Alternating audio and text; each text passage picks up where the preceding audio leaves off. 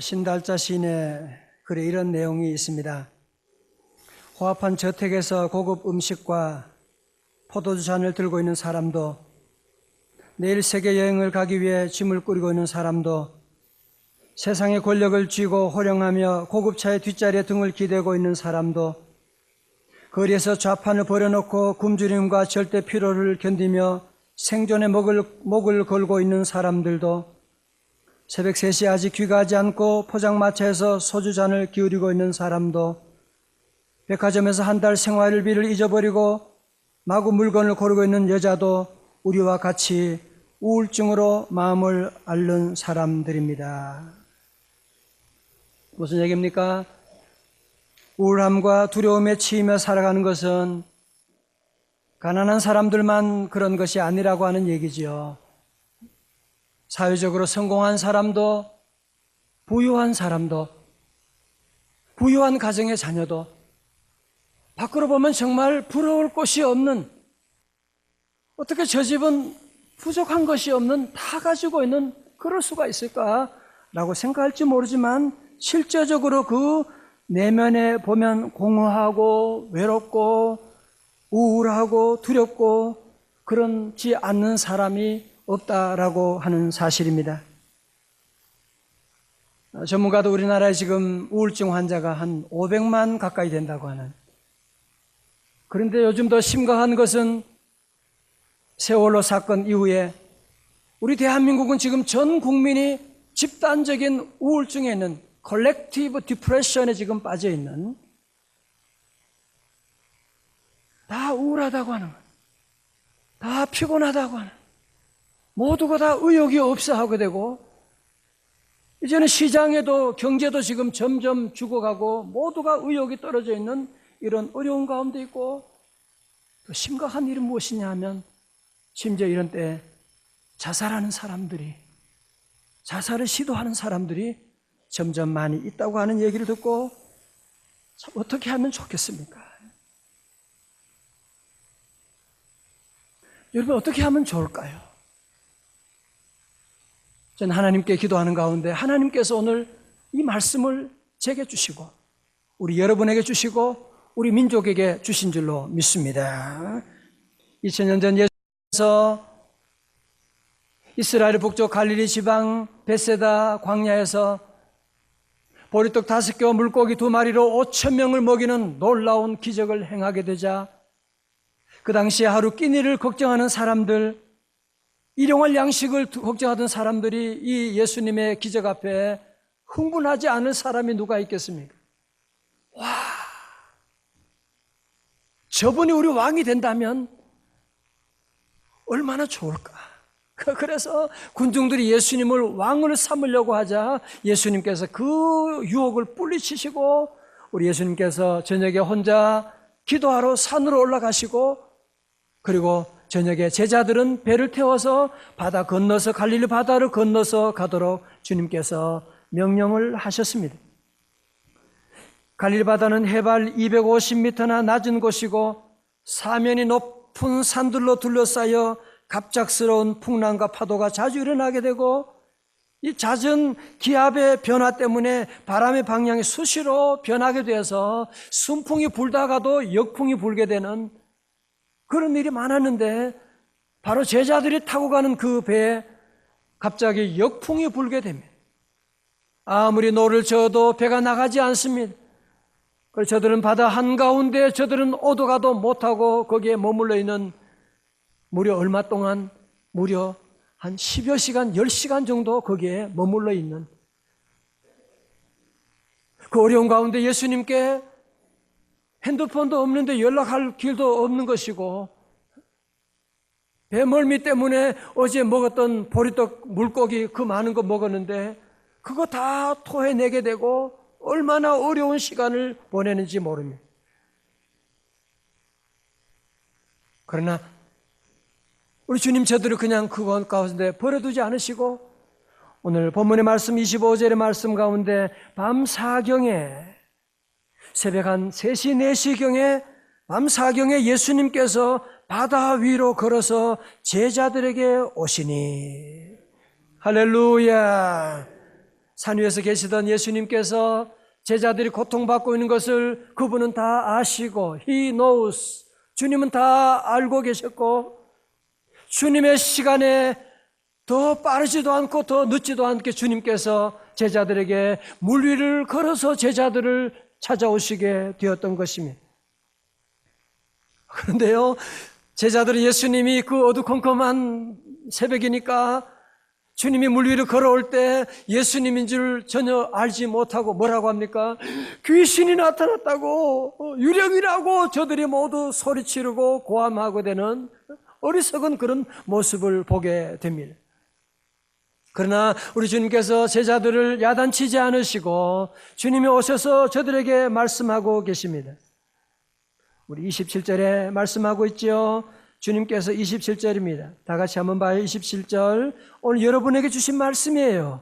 다 같이 시작. 예수께서 즉시 이르시되 안심하라 나니 두려워하지 말라. Take courage. It is I. Don't be afraid. 걱정하지 말라고, 두려워하지 말라고 말씀하시는 주님. 오늘 이 아침에도 오늘 저와 여러분들 모두에게 우리 민족 가운데 주님 주시는 말씀인 줄로 믿습니다. 걱정하지 말아요. 예수 믿는 사람이 특징이 뭐냐? 걱정 안 하는 거지. 걱정하는 사람은 믿는 게 아니지. 믿는데 걱정한다는 게 그게 여러분 논리적으로 한번 생각해 봐요. 그게 오늘 주님 우리에게 오셔서 말씀하고 있는 안심하라 내니 두려워하지 말라. 자, 이때부터 이제 베드로의 놀라운 용감한 베드로의 모험이 시작이 됩니다. 제자들 중에서 베드로가 예수님이 두려워하지 말라고 하는 말씀을 듣고서 우리 저분이 바로 귀신이 아니고 우리의 스승 예수님이구나 하는 것을 깨닫게 되고 그는 얘기합니다. 외칩니다. 주여, 만일 주님이시라면 나도 예수님처럼 당신처럼 물 위를 걸어갈 수 있게 해주세요.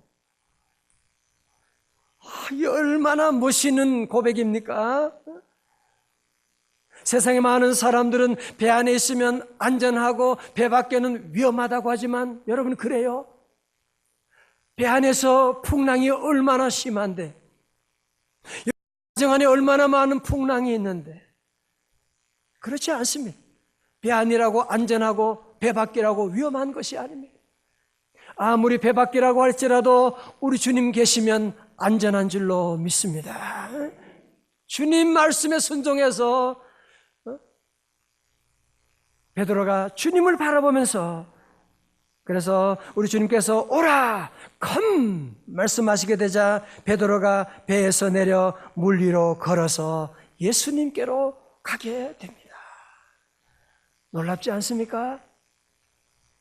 별로 안 놀라는 것 같은데 여러분이 아마 너무 똑똑해서 그래요. 베드로 또 금방 물에 빠질 건데 그렇게 성경 보면 안 됩니다. 그렇게 보시면 정말 베드로가 예수님 바라보는 동안에 예수님처럼 물 위를 걸어가게 되는 놀라운 기적이 일어나게 되는 여러분 그러나 베드로가 여러분이 알고 있는 것처럼 주님을 계속 바라보는 것이 아니라 바람을 보고 풍랑을 바라보다가 그만 베드로가 자기의 몸무게가 마치 천근만근 되는 것처럼 물속으로 빠져들어가게 되는 것을 보게 됩니다.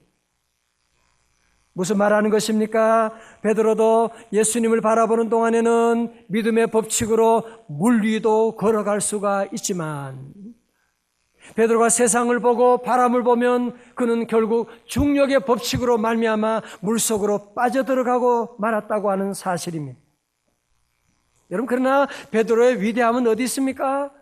베드로는 여기서 포기하지 않았습니다. 아니면 베드로는 내가 바다에서 잔뼈가 굵은 사람이니까 내 힘으로 내가 수영을 잘하니까 내가 여기서 물에서 건진 받으리라 그렇게 노력하지도 않았습니다. 베드로는 다시 주님을 바라보기 시작합니다. 그러면서 그는 주님 향하여 부르짖어 기도합니다. 뭐라고 합니까? 주여 나를 구원하옵소서. Lord save me. 주여 나를 구원하옵소서. 기도하다 우리 주님께서 오늘 성경에 말씀하거든요. 즉시 손을 내밀어서 오늘 2부 예배 때는요, 이 설교를 하는데 저 4층에서 애가 울더라고요. 그래 엄마가 즉시 애를 데리고 밖으로 나가더라고요. 아주 제가 짠 건 아닌데 아주 그렇게 됐습니다. 여기서 베드로가 예수님 향하여 주여 부르짖게 되니까 주님이 즉시 손을 내밀어서 그를 건져주시게 되고 예수님이 그 배에 타시게 되자 풍랑이 바람이 잠잠하게 되었더라. 할렐루야. 오늘 여러분 중요한 기도 하나 가르쳐 드립니다. 여러분 이런 기도 급하면서도 짧게 기도하는 걸 뭐라고 하느냐? 화살 기도다 그렇게 말합니다. 다 같이 화살 기도. 여러분도 그럴 때가 있죠. 아주 너무 급할 때가 있잖아요. 뭐 거룩하고 무소부지하시고 인자와 긍휼이 하니여 뭐 그런 거 다 할 시간이 주여 삼창할 시간이 어디 있어요. 급할 때 우리 남자 성도님들이 오늘 사장님 만난다, 중요한 업자를 만나고 이럴 때 뭐 기도할 시간이 없고 그럴 때가 있잖아요. 우리 아이들이 시험 볼 때 시험지를 들었는데 거기에 눈 감고 주여 할렐루야 아멘하고 두 손 들고 주여 삼창하고 뭐 그렇게 할 수도 없는 것이고, 여러분이 병원에 입원할 때 수술실에 들어갈 때 무슨 기도를 해요? 뭐라고 기도하겠어요? 그게 바로 화살 기도예요. 주여 나를 구원하옵소서.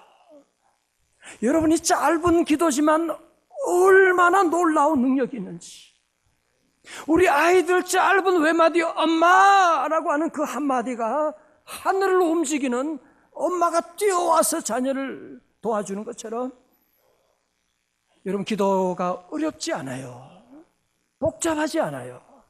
자꾸 기도하면 복잡한 생각하고, 기도하면 우리 장로님들이 기도하는 그것만 여러분이 생각할 때가 있는데, 물론 그런 기도도 있지만 여러분의 삶의 어려운 순간에 무슨 그런 기도할 수가 있습니까? 여러분 오늘 교회 처음 나오셨어요? 기도 가르쳐 드릴게요.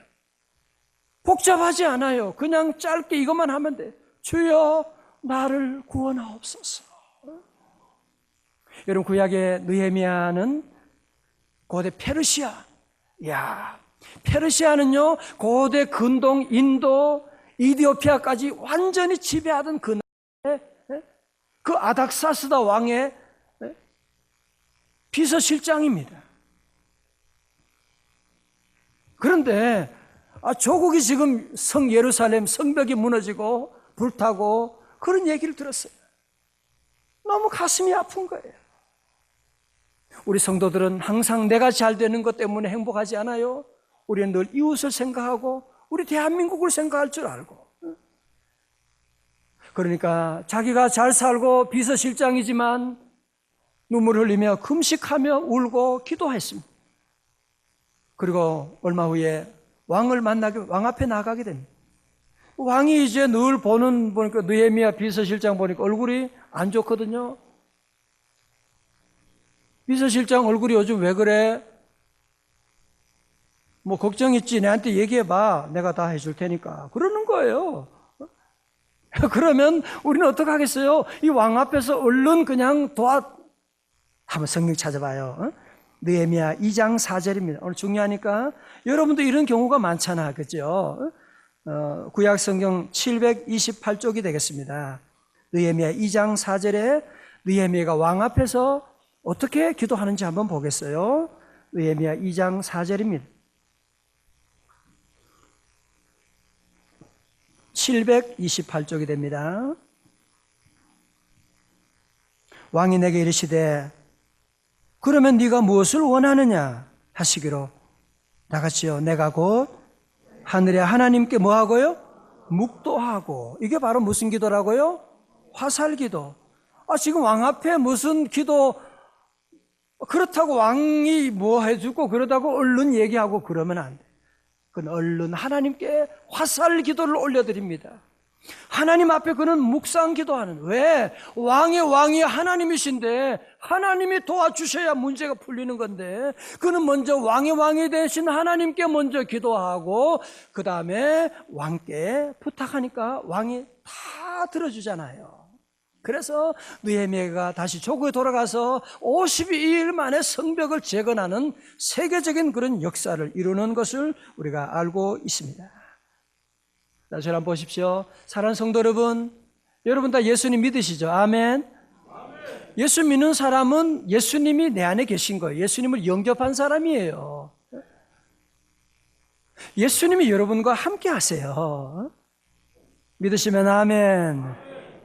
세상 많은 사람들은 하나님이 어디 있느냐고 nowhere, 하나님이 어디 있느냐고 그렇게 말하지만 우리 예수님 믿는 사람은 그 단어를 조금만 바꾸면 돼요. Now here, 주님이 여기 계시고 여러분이 어디 있든지 무엇을 하든지 어떤 어려운 환경에 처한다고 할지라도 우리 성도들은 주님이 지금 나와 함께 계시다,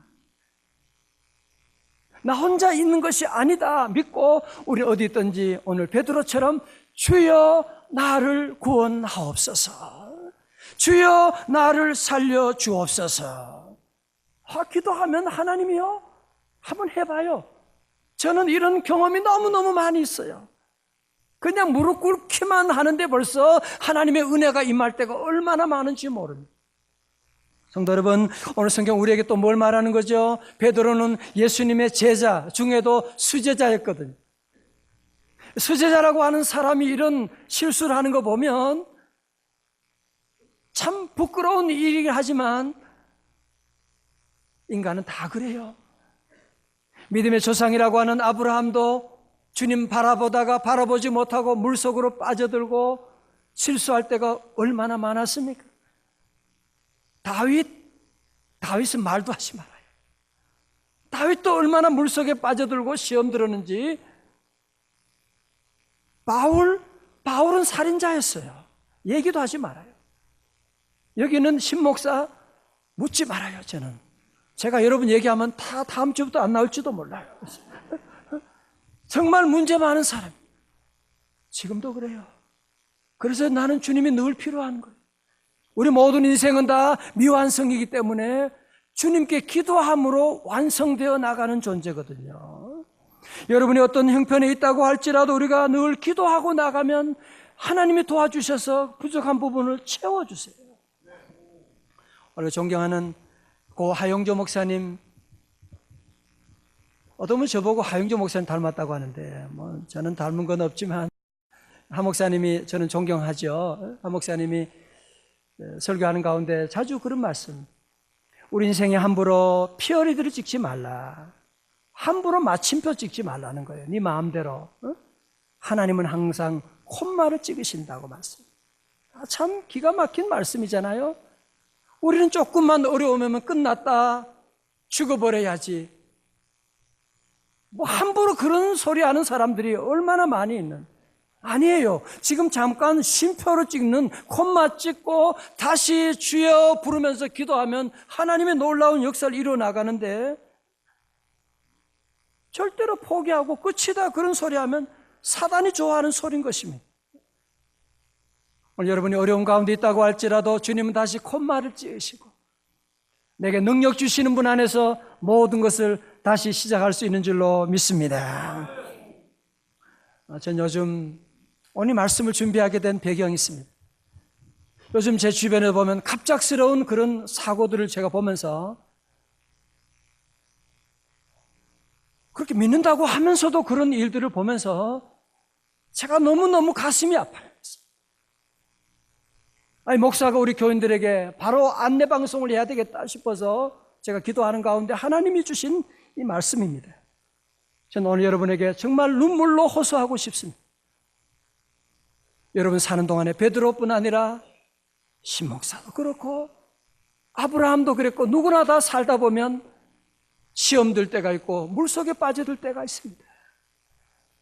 사업하다 보면 사업에 어려움 오기도 하고 가정생활하다 보면 이혼 직전까지 가게 되는 그런 일도 있고 자녀 키우다 보면 정말 어디서 이런 애가 나왔는지 정말 아이 때문에 눈물을 흘리고 밤잠 못 잘 때가 있고 여러분 가운데 그렇지 않은 사람이 누가 있습니까?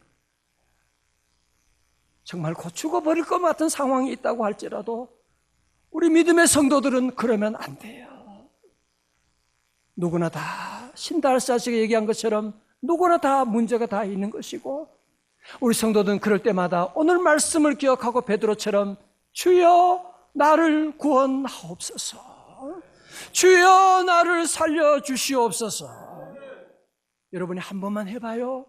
기도 복잡하지 않아요. 그냥 아주 간단합니다. 간단합니다. 제가 목회를 이제 벌써 한 30년 이상 이렇게 목회를 보면, 우리 성도들의 말씀도 제가 다 안 믿기로, 아멘 그러도 다 안 믿기로 했어요. 옛날에 아멘 그러면 다 그대로 하는 줄 알았는데 안 하는 일이 많더라고. 문제가 생기고 그러면 기도하라 그러면 기도하는 줄 알았는데, 보면 성도들 가운데도 기도 빼고는 다 해요. 보면 수단과 방법을 가리지 않고 이 사람 만나고 저 사람 만나고, 뭐 점쟁이도 만나고, 하여튼 뭐 누구 만나고 친구 만나고 이것저것 다 하고 고민하고 갈등하고, 아주 새벽 기도는 죽어도 안 가겠다고 일관성을 가지고 끝까지 안 가겠다 그러고, 그런 분들이 너무 많이 있어요. 여러분 저를 잘 보세요. 오늘 중요한 말씀 드립니다. 우리 몸이 건강하다 중요한 일이죠, 그죠? 그러나 여러분의 몸이 아무리 건강하지만 팔이 부러졌다든지 병이 생겼다 그러면 건강으로 치유할 수가 없는 겁니다. 그때는 어떻게 해야 돼요? 만사를 제치고 병원에 가야죠. 여러분 우리 일사는 참 좋은 것이요, 여기 보면 병원이 5분 거리. 세상에 세계에 어디 가도 이런 도시가 없어요. 우리 교회도 훌륭한 의사분들이 얼마나 많이 계신지 모르요. 그렇잖아. 건강해도 다치면 병원에 가야 되는 겁니다. 여러분이 아무리 믿음이 좋아도 가정에 어려움이 오고 시험이 들면 믿음으로 해결하는 것이 아니라 그때는 주님 앞에 나와 베드로처럼 기도해야 돼요. 뭐 기도 잘하고 유창하게 할 것 없어요.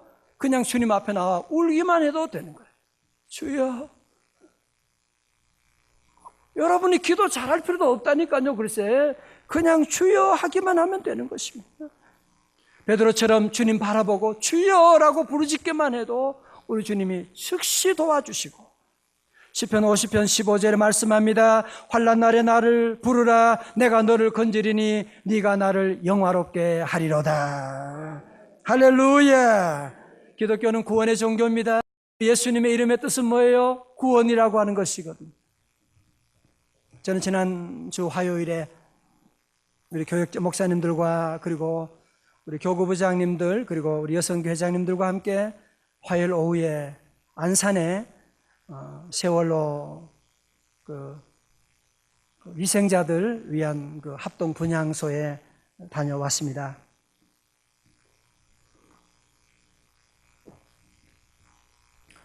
얘기는 많이 들었는데 TV도 봤는데 막상 가서 보니까, 입구에 들어가서 보는데 그 앞에 영정이 300여 개가 영정이 그 앞에 있는데, 와, 가슴이 멍멍하고 그 많은 유족들과 친척들이 얼마나 흘렸을 눈물들 생각하고, 그러니까 그것이 제 가슴에 전해오는데 너무 어떻게 할 바를 알지 못하겠어요. 그리고 그 안내해 보는 분이 방명록에 기록을 좀 하라고 그래서 제가 이름을 쓰고 그렇게 써봤습니다. 미안합니다. 차가운 물 속에서 울부짖는 당신을 건져드리지 못해서 죄송합니다. 당신들의 희생이 헛되지 않도록 기도와 최선의 목회로 이 민족을 지키겠습니다. 그렇게 제가 쓰고, 그리고 거기서 유족들을 만나지는 못했어요. 만나려고 하지도 않았고, 저는 목사로서 이들을 어떻게 하면 위로할 수가 있는가. 거기에 뭐 이번에 한 110만 명이 넘는 그런 사람들이 거기에 다녀가고, 조문객 다녀가고, 심지어 대통령도 거기 왔다 가는데, 왔다 갈 때마다 문제는 더 커지는 거 있죠. 누가 이들을 위로할 수가 있습니까? 어떻게 하면 좋지요? 여러분 한번 대안을 한번 제시해 보세요. 저는 한 분을 통해서 빛을 보게 됐어요. 모두가 다 절망 가운데 울고 죽었다고 하고 모두가 다 욕하고 싸우는 가운데 한 분을 저는 보면서 바로 이거다. 그분은 바로 누구냐 하면 최근에 한 실종 학생의 아버지로 쓴 글이 인터넷에 퍼지고 있는데, 이분은 안산 동부교회 김영삼 장로님이신데, 사랑하는 아들이 애타게 기다리면서 그리 아니하실지라도 하는 제목으로 기도문을 썼어요. 요나가 물고기 뱃속에서 하나님의 계획을 깨닫고 회개하고 나온 것처럼 돌아와도 감사하고, 그리 아니하실지라도 정민이가 하나님의 자녀로서 구원받은 것에 감사합니다. 참, 여러분이 어떻게 이 사랑하는 아들, 하나밖에 없는 이 아들을 보내고 그 가운데 어떻게 감사할 수가 있죠? 누가 이런 감사를 배우게 할 수가 있습니까? 그것은 하나님을 믿는 믿음만이 이 어려움 가운데 일어날 수가 있고, 우리 민족이 이 어려움과 우울증 가운데 일어날 수 있는 비결은 예수 그리스도 한 분밖에 없는 줄로 믿습니다. 우리가 어떻게 그들을 위로하느냐? 한번 얘기해 봐요. 대통령이 그러면 또 찾아가면 위로가 돼요? 여러분이 돈을 많이 주면 사랑하는 사람 이런 그 상처를 여러분이 위로할 수가 있습니까? 아니, 이번에 특검을 제회해가지고 다 잡아서 죽이면 그러면 여러분이 마음에 시원할 수가 있겠어요, 유족들? 아닙니다. 사도행전 16장 31절처럼 이르되 주 예수를 믿으라, 그리하면 너와 내 집이 구원을 받으리라. 로마서 1장 16절에 내가 복음을 부끄러워하지 아니하노니 이 복음은 모든 믿는 자에게 구원을 주시는 하나님의 능력이 됨이라. 성도 여러분, 누가 우리를 구원할 수가 있습니까? 누가 여러분의 가정을 구원할 수가 있습니까? 오늘 아침 여러분도 이 주의 전에 나올 때 얼마나 많이 고민하고 어려움 가운데 나온 분이 많이 계실 것입니다. 여러분, 누가 우리를 구원해 줄 수가 있습니까? 오직 주 예수님 한 분밖에 없는 줄로 믿습니다. 이제 여러분이 주님을 바라보고, 오늘 교회 처음 나왔다고 할지라도 주님 바라보고 그냥 간단하게 하면 돼요. 주여 나를 구원하옵소서. 아니, 그것도 길면 그냥 한 번만 하면 돼요. 주여 나를 구원하소서. 다 같이 주여, 할렐루야. 지난주에 어떤 책을 보다가 아주 참 감동적인, 재미있게 시작했는데 나중에는 좀 심각하게 끝나는 얘기가 있더라고요. 어느 한밤중에 도둑이 빈집을 털고 있었는데 손전등을 비추면서 정신없이 집안에 세간을 뒤지고 있는데, 완전히 분명히 빈집이었는데 갑자기 험상궂게 생긴 괴한이 불쑥 그 앞에 나타난 거예요. 도둑이 깜짝 놀라가지고 반사적으로 칼을 들었어요. 그렇더니만 그 앞에 있는 놈도 칼을 버쩍 드는 거예요. 그래서 너무너무 놀래가지고 자세히 쳐다보게 되고, 그리고는 그만 이 도둑이 맥이 풀려서 그만 그 자리에 주저앉고 말았습니다. 그리고는 혼자 중얼거렸습니다. 저놈이 바로 나였구나. 내가 괴한이었구나. 사랑하는 성도 여러분, 우리 가정에 여러 가지 많은 어려움들, 우리 민족의 문제, 누구 때문입니까? 이제 우리 성도들은 이런 어려움 가운데 우리 하나님 믿는 사람들은 누구 때문이다 그렇게 말하지 않습니다. 나 때문이야. 내가 바로 그 도둑놈이었구나라고 하는, 내가 바로 문제가 많은 사람이었구나라고 하는 거겠고, 다 같이 내 탓입니다. 여러분 집안에 문제가 있어요? 정말로 아버지 어머니가 모두가 함께 내 탓입니다라고 고백하고, 오늘 이 대한민국의 모든 지도자들마저도 모두가 함께 이런 어려운 가운데 내 탓입니다, 내 탓입니다, 내가 잘못했습니다 고백한다면, 정말 니느웨 성이 열흘 만에 니느웨 성에 모두가 다 회개하고 돌아온 것처럼 우리 민족 모두가 다 내 탓이다, 내가 도둑놈이다라고 하는 것 고백한다면 우리 대한민국 열흘이면 회복되는 놀라운 역사가 일어날 줄로 믿습니다. 혹시 여러분 가운데 우리 집안에 믿는 사람이 나밖에 없고 우리 회사는 믿는 사람이 나밖에 없는데 나 혼자 무슨 힘쓴다고 소용이 있느냐? 아니에요.